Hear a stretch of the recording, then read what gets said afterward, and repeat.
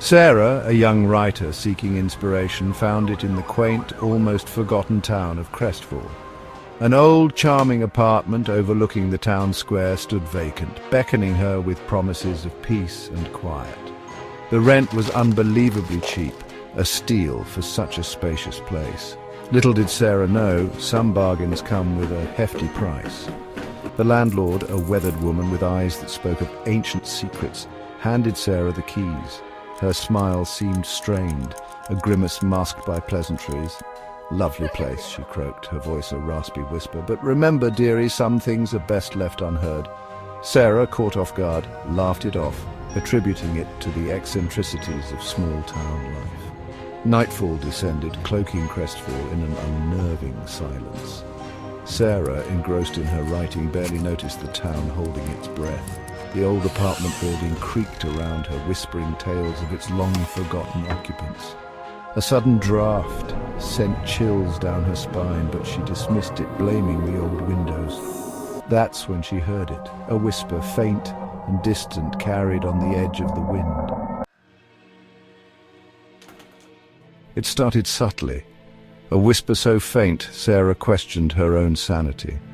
Was it the wind whistling through the gaps in the window panes, or the rustle of leaves outside her window? She tried to ignore it, to lose herself in her writing, but the whisper persisted, a persistent mosquito buzzing in the stillness of the night. She found herself pausing, holding her breath, straining to hear. It came again, a little louder this time, a breathy exhalation that sent shivers down her spine. Fear, primal and instinctive, began to claw at the edges of her composure. It wasn't the wind, she realized, her heart pounding against her ribs. This was something else, something sinister. Sleep, once a sanctuary, became an elusive dream. Every creak of the floorboard, every rustle of leaves outside her window sent her heart racing.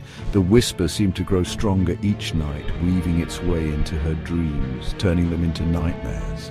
Sarah found herself dreading the darkness, dreading the moment when the whispers would begin.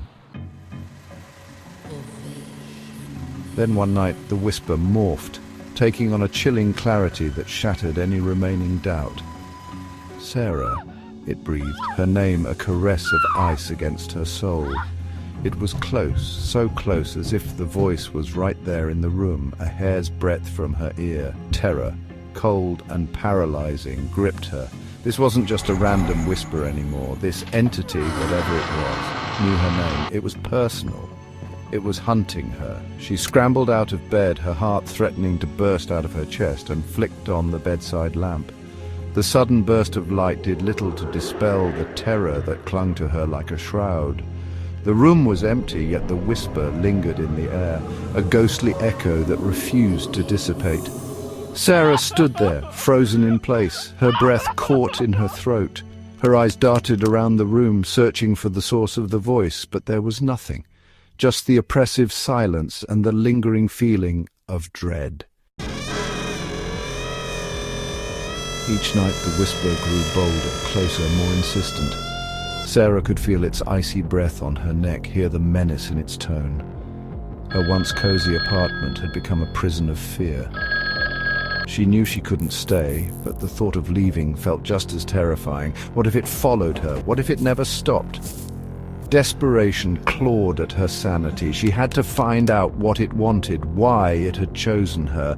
But the answers were as elusive as the whispers themselves, buried deep within the shadows of Crestfall.